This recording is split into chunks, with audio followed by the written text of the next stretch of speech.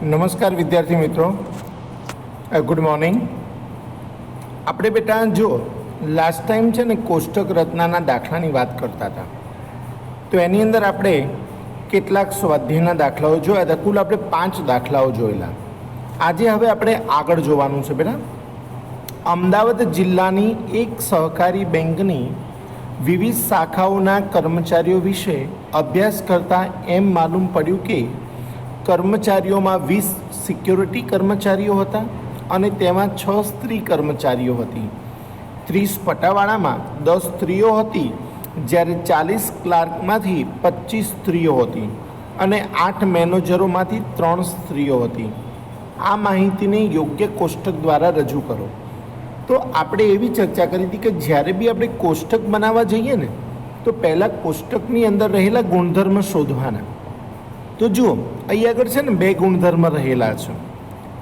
એક તો જાતિ છે, સ્ત્રી અને પુરુષ, અને બીજું છે ને દરજ્જો છે. જુઓ, સિક્યોરિટી છે, પટાવાળા છે, ક્લાર્ક છે, મેનેજર છે, આને દરજ્જો કહેવાય. તો અહીં આગળ 2 ગુણધર્મ રહેલા છે. એક કર્મચારીનો દરજ્જો અને બીજું જાતિ. સારું બેટા, તો આપણે અગાઉ વાત કરી હતી કે તમને વર્ષ આપ્યું હોય, કોઈ સમય આપ્યો હોય, કોઈ વિદ્યાશાખા આપી હોય, કોઈ દરજ્જો આપ્યો હોય, તો એને તમારે સ્તંભમાં લખવાનું છે. શેમાં લખવાનું છે? સ્તંભમાં. એટલે એના માટે આપણે આ સ્તંભનો ઉપયોગ કરીશું. બરાબર. તો અહીં આગળ દરજ્જો આવી ગયો, એક ગુણધર્મ આવી ગયો. બીજો ગુણધર્મ જે છે એને આપણે આડો લખવાનો છે. તો આ જે છે એ આપણો બીજો ગુણધર્મ થયો એનો. બરાબર છે? જાતિ, પુરુષ અને સ્ત્રી. સારું, જોઈએ હવે શું કહે છે. તો એણે એવું કીધું છે કે અમદાવાદ જિલ્લાની એક સહકારી બેંકની વિવિધ શાખાઓના કર્મચારીઓ વિશે અભ્યાસ કરતાં એમ માલુમ પડ્યું કે કર્મચારીઓમાં 20 સિક્યોરિટી. તો સિક્યોરિટી જે આપણને આપી છે એમાં જઈને આપણે કેટલા લખીશું? 20. તો સિક્યોરિટી કુલ 20 છે. જુઓ, તો સિક્યોરિટીમાં કેટલા લખવાના છે? 20. તેમાં 6 સ્ત્રી કર્મચારીઓ હતા. તો સ્ત્રીમાં જઈને કેટલા લખીશું બેટા? 6 લખીશું. બરાબર છે? તો 20માંથી તમે 6 ને માઇનસ કરો તો તમને બાકીના 14 કોણ મળી જશે? તો કે પુરુષ મળી જશે. બરાબર. તો સિક્યોરિટીનું ખાનું પૂરું થઈ ગયું આપણું. બીજું, 30 પટાવાળામાં.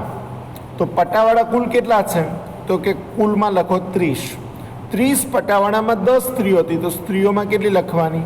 10. તો 30માંથી 10 માઇનસ કરીશું તો આપણને કેટલા પુરુષ મળી જશે? 20 મળી જશે. તો પટાવાળાની બી વાત પૂરી થઈ. નેક્સ્ટ, જ્યારે 40 ક્લાર્કમાંથી 25 સ્ત્રીઓ હતી. તો હવે ક્લાર્કની વાત આવી, તો ક્લાર્કમાં ટોટલ કેટલા લખીશું? 40. એમાં સ્ત્રીઓ કેટલી? 25. તો બાકીના 15 કોણ વધી? તો કે પુરુષો વધ્યા. બરાબર કે નહીં? અને 8 મેનેજરમાંથી 3 સ્ત્રીઓ. હવે પાછા મેનેજર આવ્યા, તો મેનેજર કુલ કેટલા? 8. એમાંથી સ્ત્રીઓ કેટલી? 3. તો 8માંથી 3 જાય પુરુષો કેટલા બેટા? 5.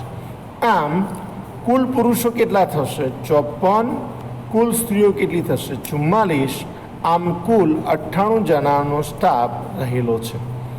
આને હવે શીર્ષક આપવાનું ભૂલવાનું નહીં. જો ઘણા વિદ્યાર્થીઓ હોમવર્ક મોકલ્યું તો એમાં એ લોકોએ શીર્ષક નહોતું લખ્યું. દાખલામાં લખેલું હતું, તેમ છતાં એ લોકો કોપી કરવામાં બી અક્કલનો ઉપયોગ કરતા નથી.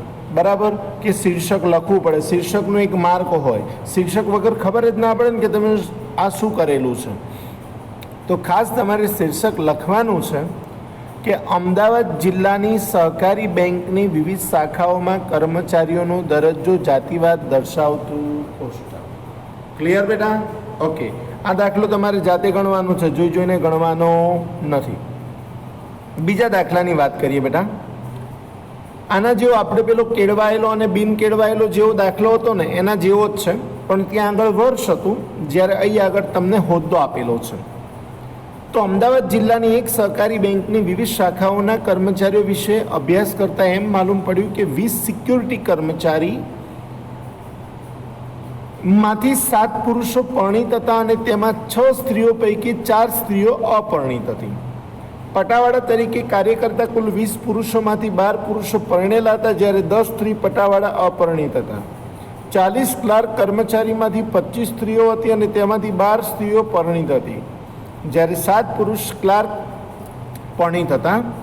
કુલ 8 મેનેજરોમાંથી 3 સ્ત્રીઓ હતી, જે તમામ અપરિણિત હતી, જ્યારે 5 પરણિત પુરુષો મેનેજર હતા. આ માહિતીને યોગ્ય કોષ્ટકમાં તમારે રજૂ કરવાની છે. તો આપણે તો પહેલાં આની અંદર રહેલા ગુણધર્મ શોધીશું. તો એક તો ગુણધર્મ છે કર્મચારીનો હોદ્દો કાં તો દરજ્જો, બરાબર, કે ભાઈ સિક્યોરિટી, પટાવાળા, ક્લાર્ક અને મેનેજર. બીજો ગુણધર્મ કયો તો કે જાતિ. જાતિમાં શું તો કે પુરુષ અને સ્ત્રી. ત્રીજો ગુણધર્મ વૈવાહિક દરજ્જો કહેવાય. એને શું કહેવાશે? વૈવાહિક દરજ્જો. તો પરણિત અને અપરિણિત. શું છે? પરણિત અને અપરિણિત. તો આપણે ઊભા સ્તંભની અંદર આપણે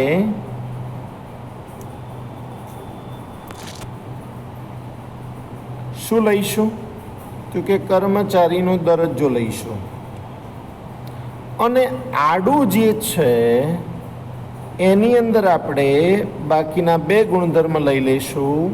એક જાતિ તો પુરુષ સ્ત્રી, અને બીજો એક ગુણધર્મ વૈવાહિક દરજ્જો. તો અહીં તમે સાઈડની અંદર એક ખાનું કરીને લખી શકો અહીં કે વૈવાહિક દરજ્જો. અહીં આપણે જેમ લખ્યું તેમ વૈવાહિક દરજ્જો એ સાઈડમાં તમે લખી શકો, બરાબર છે? ઓકે. હવે જુઓ, જ્યારે સિક્યોરિટીની વાત આવે તો આપણું ધ્યાન એક જ લાઇનમાં હોવું જોઈએ, ખાલી સિક્યોરિટીમાં, બરાબર છે? પટાવાળા આવે તો પટાવાળામાં, ક્લાર્ક આવે તો ક્લાર્ક, મેનેજર આવે તો મેનેજર.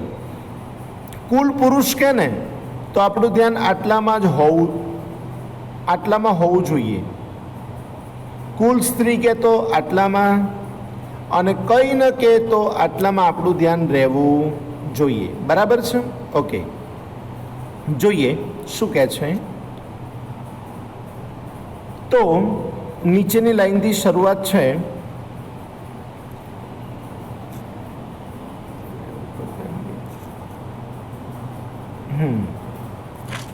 જોઈએ તો બેટા, તો પહેલું એવું કીધું છે કે 20 સિક્યોરિટી કર્મચારીમાંથી 7 પુરુષો પરણિત હતા અને તેમાં 6 સ્ત્રીઓ પૈકી 4 સ્ત્રીઓ પરણિત હતી.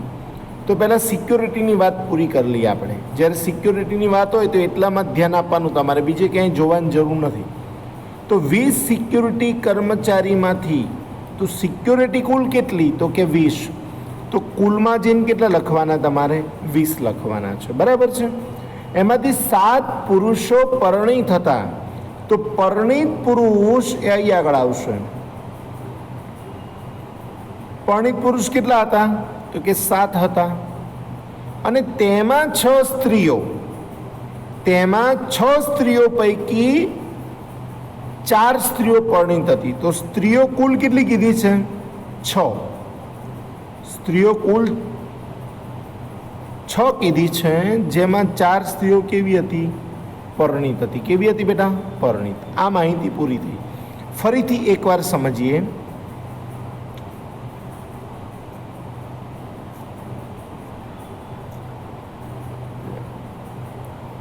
જો ફરીથી ધ્યાનથી સમજો. 20 સિક્યુરિટી કર્મચારીમાંથી 7 પુરુષો હતા. તો કુલમાં કેટલા લખવાના બેટા? 20. 7 પુરુષો કેવા હતા? પરણિત. તો પરણિત પુરુષો જે છે એમાં કેટલા લખીશું? 7 લખીશું. અને તેમાં 6 સ્ત્રીઓ પૈકી, તો કુલ 6 સ્ત્રીઓ છે, 6 સ્ત્રીઓ પૈકી 4 સ્ત્રીઓ કેવી હતી તો કે પરણિત હતી. આટલી માહિતી આપણી જોડે છે, બરાબર છે? હવે આ માહિતીને પહેલાં આપણે પૂરી કરીશું, પછી જ આપણે આગળ વધીશું. એમને આગળ વધીશું નહીં. તો સાંભળો બેટા. પુરુષ અપરિણિત, સ્ત્રી અપરિણિત બરાબર કુલ અપરિણિત થાય. પુરુષ પરિણીત સ્ત્રી પરિણીત બરાબર કુલ પરિણીત થાય અને કુલ કુલ કુલ થાય હે ને. તો જો આપણી જોડે કુલ 20 છે, આ 20માંથી 6 સ્ત્રીઓ હતી, તો બાકીના 14 કોણ થઈ જાય? તો કે પુરુષો. તો 20માંથી 6 બાદ કરો એટલે 14 મળી ગયા. હવે 14ની અંદરથી 7 માઇનસ કરો તો અહીં કેટલા મળી જશે? 7 મળી જાય, બરાબર છે. ઓકે, 6માંથી 4 જાય તો અહીં કેટલા મળી જાય? 2 મળી જાય. હવે સાંભળો, શું સાંભળવાનું છે? તો અપરિણીત પુરુષ અપરિણીત સ્ત્રી બરાબર કુલ અપરિણીત થઈ ગયા. 20માંથી 11 બાદ કરો, સોરી 20માંથી 9 બાદ કરો તો 11 મળી જાય, બરાબર.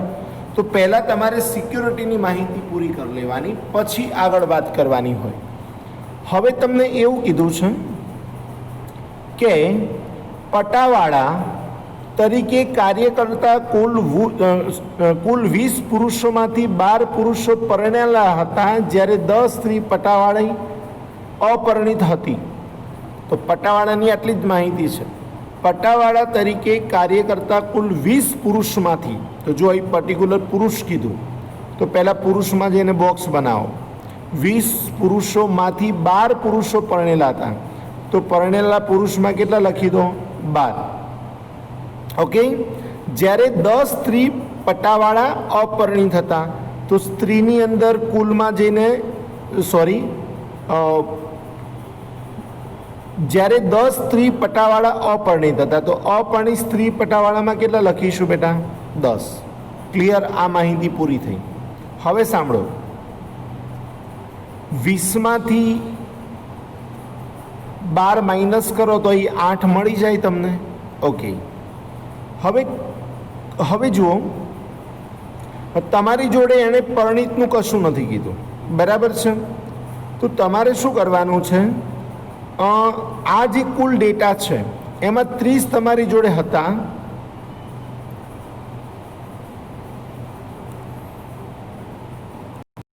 તો બેટા સાંભળો, અપરિણીત 8, સ્ત્રી પરિણીત 10, સ્ત્રી અપરિણીત 10, તો 8 અને 10 કેટલા? તો કે 18 મળી ગયા. પછી હવે અહીં સ્ત્રીની અંદર એણે કશું જ નથી કીધું, તો અહીં તમારે ખ્યાલ રાખવાનો કે 10 અપરિણીત છે, તો પરિણીત 0 હશે, એટલે કુલ કેટલા આવી જશે? 10. ક્લિયર? ઓકે. હવે 12 વત્તા 0 બરાબર કેટલા? 12. અને 20 વત્તા 10 બરાબર કેટલા? 30 બેટા. ક્લિયર? તો હવે બાકીના ક્લાર્ક અને મેનેજરનું જે છે એ તમારે જાતે બનાવવાનું છે, એ હું તમને કહીશ નહીં, બરાબર છે. આ દાખલો જોઈને નહીં, જાતે પૂરો કરજો.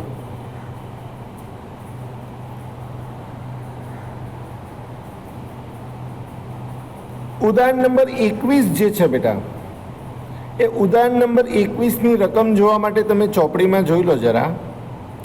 એની અંદર તમને એણે વિદ્યાશાખા આપેલી છે બેટા. તો જુઓ બેટા, એમાં એવું કીધું છે, એક યુનિવર્સિટીમાં અભ્યાસ કરતા 50,000 વિદ્યાર્થીઓ પૈકી 35% વિદ્યાર્થીઓ કોમર્સ શાખાના, 30% આર્ટ્સ શાખામાં, 20% સાયન્સ શાખાના, 10% એન્જિનિયરિંગ અને બાકીના 5% વિદ્યાર્થીઓ મેડિકલ શાખામાં છે. તો સાંભળો બેટા, પહેલું શું છે?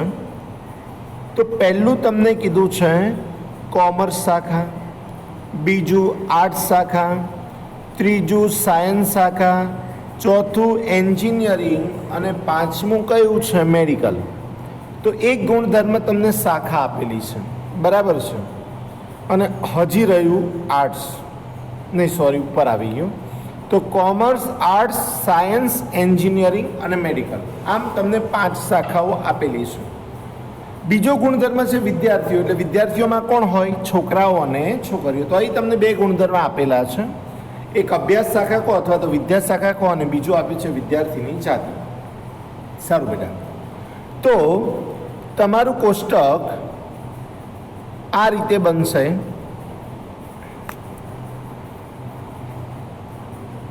એક ઊભામાં તમારે વિદ્યાશાખા લેવાની છે અને રોની અંદર તમારે વિદ્યાર્થીઓની શું લેવાની છે? જાતિ. છોકરા છોકરીઓ કુલ. ઓકે, પહેલાં તમારે શાખા લેવા લખી નાખવાની commerce, arts, science, engineering, medical અને કુલ. હવે જુઓ, એમાં એવું કીધું છે એક યુનિવર્સિટીમાં અભ્યાસ કરતા 50,000 વિદ્યાર્થીઓ પૈકી 35% વિદ્યાર્થીઓ કોમર્સ શાખાના હતા. તો તમારે બેટા કુલમાં કેટલા લખવાના છે? 50,000. એમાંથી 35% કોમર્સ શાખાના હતા. તો 35% કઈ રીતે લાવવાના? ધ્યાન રાખજો, તમારે કેલ્ક્યુલેટરમાં 50,000 ગુણ્યા 35% કરવાના છે, એટલે તમને 17,500 મળી જશે. એટલે કેટલા મળશે બેટા? 17,500. એ જ રીતે એણે આર્ટ્સ, સાયન્સ, એન્જિનિયરિંગ બધાની વાત કરેલી છે. જોઈએ પછી 30%, 20%, 10% ને અને બાકીના 5% વિદ્યાર્થીઓ મેડિકલમાં હતા. હવે એવું કહે છે કે કોમર્સ શાખામાં છોકરાઓ અને છોકરીઓનું પ્રમાણ 4:3 હતું. તો જુઓ, કોમર્સ શાખાની અંદર તમને કુલ આપેલા છે 17,500. હવે એનું પ્રમાણ કયું હતું? તો કે 4:3નું હતું. કયું હતું? 4:3. તો આપણે અગાઉ આ પ્રકારની વાત કરેલી છે કે તમારે છોકરાઓ શોધવા હોય તો શું કરવાનું? તો કે 17,500 ગુણ્યા 4/7, અને છોકરીઓ શોધવી હોય તો 17,500 ગુણ્યા 3/4 તમે કરો એટલે તમને આવડી જાય. બરાબર છે? ઓકે. પછી કીધું છે આર્ટ્સ શાખામાં છોકરીઓની સંખ્યા છોકરાઓની સંખ્યા કરતાં બમણી હતી. તો એ પણ આપણે વાત કરેલી છે કે જ્યારે તમને બમણું કહે તો તમારે લખી દેવાનું છોકરા છોકરીઓ કુલ. જ્યારે છોકરા 1 હતા તો છોકરીઓ 2 હતી. છોકરીઓ બમણી છે ને, તો એમનું પ્રમાણ શું થયું? 1:2નું પ્રમાણ થયું. તો 1:2 મુજબ તમે 15,000 ગુણ્યા 1/3 કરો એટલે છોકરાઓ ડબલ છે નહીં. તો જ્યારે છોકરીઓ કુલ, તો છોકરા 2 હોય ત્યારે છોકરીઓ 1, તો પ્રમાણ શું થયું બેટા? 2:1. તો 15,000 ગુણ્યા 2/3 કરો એટલે છોકરાઓ ઓછા છે, છોકરીઓ ડબલ છે. એટલે પહેલાં મેં કીધું તું એમ છોકરીઓ તમે સમજી ગયા હશો. તો છોકરાઓ 1 લેવાના, છોકરીઓ 2 લેવાની, એટલે પ્રમાણ થશે 1:2. બરાબર છે? એ રીતે આર્ટ્સ શાખામાં છોકરીઓની સંખ્યા છોકરાઓના સંખ્યા કરતાં બમણી. સાયન્સ શાખામાં છોકરીઓની સંખ્યા 60% છે. કુલના 60% કરો. જ્યારે એન્જિનિયરિંગ શાખામાં 70% છોકરાઓ, તો જે કુલ છે એના 70% કરો એટલે બાકીનું તમને મળી જશે. તો આ દાખલો બી બેટા તમારે હોમવર્કમાં જાતે ગણવાનો છે. ક્લિયર? તો આજે આપણે આટલી વાત કરી, આટલું હોમવર્ક કરી અને મને વોટ્સઅપ કરવાનું છે. દરેક વિદ્યાર્થીઓનું રેગ્યુલર વોટ્સઅપ આવતું નથી. બરાબર? રેગ્યુલર કામ નહીં થાય તો તમારું નામ હું ગ્રુપમાંથી કાઢી નાખીશ. ધ્યાન રાખજો. બરાબર છે? મળીએ આવતી નેક્સ્ટ ટાઈમ.